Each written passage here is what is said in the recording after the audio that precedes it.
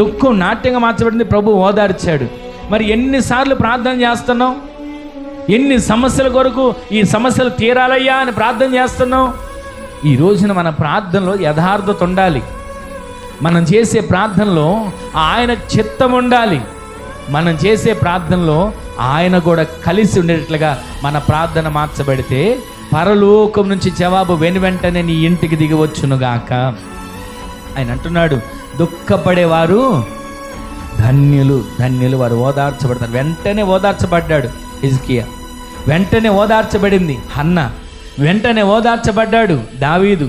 ఈ రోజున ఈ మాటలు వింటున్న మనందరి జీవితంలో ఎంతమంది చెబుతున్న ఓదార్పు కలగట్లా, ఎంతమంది పలకరిస్తున్నా, నాన్న వాళ్ళు పలకరిస్తున్నా, బంధువులు పలకరిస్తున్నా, రక్త సంబంధికులు పలకరిస్తున్నా, సేవకులు పలకరిస్తున్నా, ఓదార్పు కలగట్లా.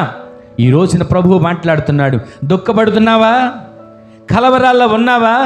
కష్టాలను నలిగిపోతున్నావా? ఇక నా పరిస్థితి రేపేంటి అని చింతతో ఉన్నావా? నీ భారము యెహోవా మీద మోపు.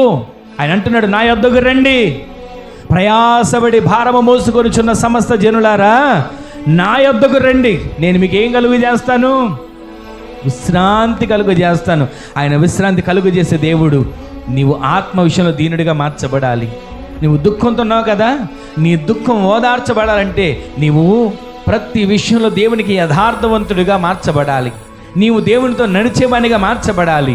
నీవు దేవునితో సహవాసం చేసేవానిగా మార్చబడాలి. ఈ విధంగా నీవు మార్చబడితే ఈ రోజు నుంచి నీ దుఃఖము తొలగించబోతున్నాడు. ఆమెను చెప్పండి.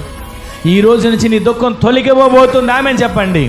ఈ రోజు నుంచి ఆయనే దిగివచ్చి నిన్ను ఓదార్చునుగాక.